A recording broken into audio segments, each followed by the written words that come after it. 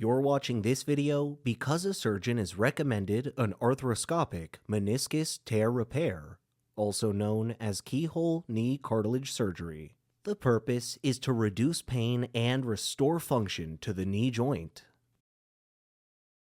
This keyhole operation involves making small cuts around the joint to insert a camera and instruments. The joint is filled with a saltwater fluid to expand it and create room for the surgeon to operate.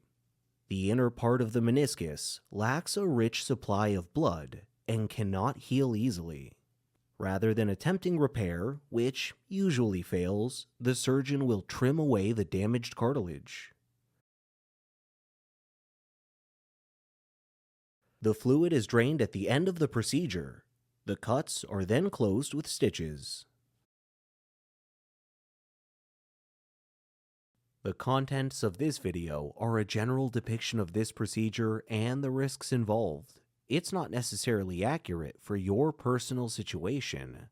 Information specific to your individual circumstances is listed in the written consent information sent to you by your healthcare team. Thank you for listening. Please watch this again to ensure you have understood everything.